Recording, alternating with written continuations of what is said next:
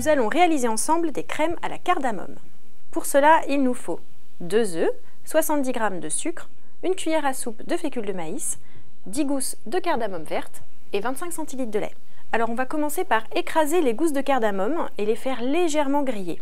Donc pour cela, on utilisera une casserole à fond épais.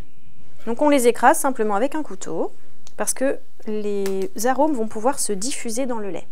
Alors on a de la cardamome verte, c'est celle qui est couramment utilisée pour réaliser des plats en pâtisserie souvent. Vous avez également la cardamome noire et la cardamome blanche. En fait c'est une cardamome qui a été blanchie. On voit qu'il y a des petits grains à l'intérieur, c'est exactement ce qui donne le parfum. C'est pour ça qu'on les écrase.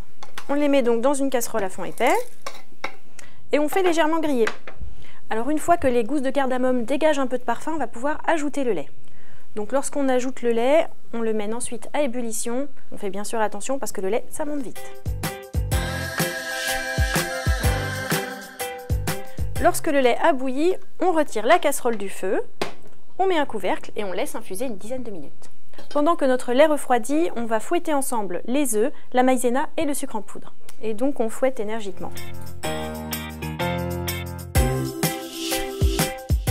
Notre lait est à présent bien froid, on va pouvoir le verser dans notre préparation. On l'aura filtré au préalable. On verse petit à petit et on fouette à nouveau. Il ne nous reste plus qu'à cuire notre crème. On va donc mettre la préparation dans une casserole et fouetter pendant quelques minutes la préparation.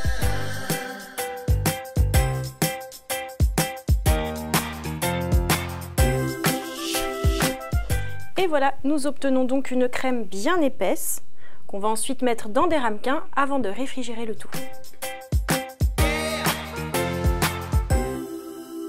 Nos crèmes sont à présent prêtes, on va simplement les réserver le temps qu'elles tiédissent un peu. Une fois qu'elles auront tiédi, on pourra les mettre au réfrigérateur jusqu'au moment de servir. Et voilà, nos crèmes sont à présent prêtes à être dégustées. Vous avez aimé notre recette, n'hésitez pas à la partager et abonnez-vous à notre chaîne.